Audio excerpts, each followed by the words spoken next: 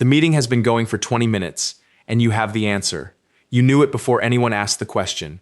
Your hand is already halfway up. And then, right there, in that half second between thinking it and saying it, something quietly pulls your hand back down. Someone else says almost the same thing 30 seconds later, and the room nods along like it was obvious. You sit there replaying it, wondering what exactly just stopped you, because it was not that you didn't know the answer. You did. So what was that pause actually protecting you from? You have probably been told that confidence is something you either have or don't, a kind of internal battery that some people were simply born with more of. But that explanation falls apart the moment you watch it closely. The same person who freezes in a meeting can walk into a room full of strangers at a party and talk for an hour without a flicker of hesitation. The same person who cannot ask for a raise can negotiate fearlessly on behalf of a friend. Confidence is not a fixed resource you either have or don't. It comes and goes, situation by situation, which means whatever is actually driving it has almost nothing to do with how capable you are.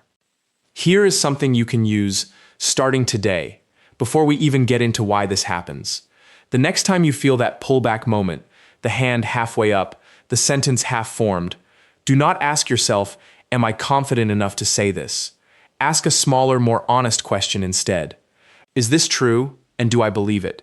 If the answer is yes, say it in the plainest, most unremarkable way you can, without dressing it up or hedging it first. Confidence built this way does not require you to feel brave.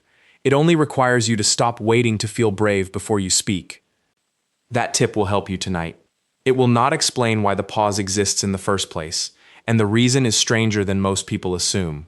Confidence is not about how sure you are that you are right. It is about how safe you feel being seen, and those are two completely different things. You can be completely certain of an answer and still feel unsafe saying it out loud, because the fear was never really about being wrong. It was about what happens after. The look on someone's face, the silence that follows, the sense that you have just handed the room a piece of evidence about who you really are, and you cannot take it back. Psychologist Mark Leary called this the sociometer, the idea that your self-esteem is not a measure of your abilities at all. It is a constant, quiet gauge of how included you are in the group around you, running in the background whether you notice it or not. Every time you consider speaking up, some part of your brain is not asking, is this correct? It is asking, will this get me pushed further out or pulled further in? That single question, running underneath almost everything, is the real engine behind what you call confidence. This matters right now, because it means the advice to just believe in yourself was never actually addressing the mechanism.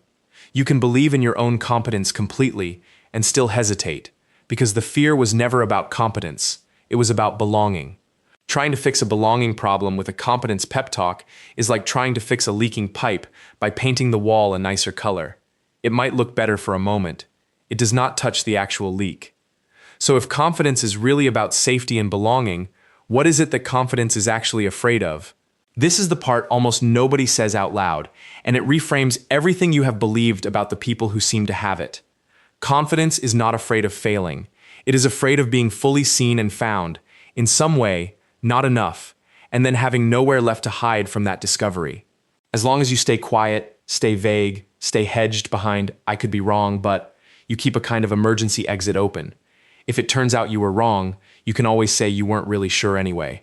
The moment you speak plainly, without the hedge, you close that exit. There is no longer an escape route if it goes badly. That is the real trade your brain is weighing every single time, and it happens in less than a second, long before you are consciously aware a decision was even made. Think about the most confident person you personally know. Now think carefully. Are they actually more talented than everyone else in the room, or are they simply willing to be fully seen without the exit hatch open? In almost every case, you will find it is the second one. Confident people are not people who never doubt themselves. They are people who have made peace with being seen clearly, mistakes and all, without treating that visibility as a catastrophe. This is why confidence often looks completely different from what people expect. It rarely looks loud. It usually looks calm, a person who can say, I don't know, without flinching, who can be wrong in front of others and just say, you're right, I missed that, instead of scrambling to defend the mistake. That calm is not indifference. It is the sound of someone whose sociometer has stopped treating every small exposure as a threat to their entire standing in the room. So here is the second thing you can actually do with this. And it works precisely because it targets the real fear instead of the surface symptom. Practice being seen in small, low-stakes moments on purpose.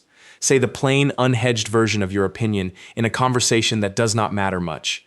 Admit, "I'm not sure," out loud in a low-stakes setting instead of pretending certainty you don't have. Each time you do this, and the room does not collapse, does not exile you, does not treat the moment as catastrophic, you are quietly teaching your sociometer new evidence that visibility is survivable. Confidence, at its root, is not built by convincing yourself you are talented. It is built by collecting enough small proofs that being seen clearly will not cost you your place in the room. Here is the part that changes almost everything else you thought you understood about this, and it usually lands past the point where people expect the video to already be wrapping up. You have probably assumed, this whole time, that low confidence is the problem and high confidence is the fix.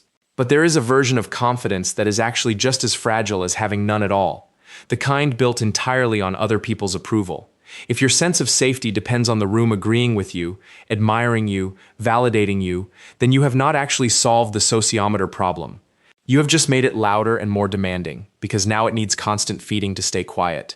And one bad meeting, one cold response, one moment of being fully seen and mildly disapproved of can collapse the entire structure overnight. Real confidence, the durable kind, is not built on being liked. It is built on being able to tolerate not being liked, occasionally, without treating it as proof that you do not belong. That is a completely different foundation than the one most confidence advice is quietly built on, and it explains why so much of that advice works for a week and then falls apart the first time someone disagrees with you in a way that stings. Which brings us to the actual shift, the one that makes all of this usable instead of just interesting. Stop trying to feel confident before you speak, act, or show up. Start practicing being seen clearly, small exposure by small exposure, in moments where the stakes are low enough that a stumble will not actually cost you anything real. Let your sociometer collect new evidence at a pace it can actually believe. Say the plain sentence instead of the hedge. Admit the mistake instead of defending it. Let the room see you, in small doses, without an exit hatch open behind you. And notice, every time, that you are still standing there afterward, still included, still exactly as safe as you were before you spoke. The next time you are in a meeting, hand halfway up, sentence half formed, you will know what that hesitation actually is. It was never a verdict on whether you were smart enough or right enough to speak. It was your oldest, quietest system checking whether the room would still hold you afterward. This time, you do not need to wait until the fear disappears completely. You only need to let your hand keep rising, say the plain version of what you already know, and discover, the way you always eventually do, that the room was never as dangerous as that half second made it feel.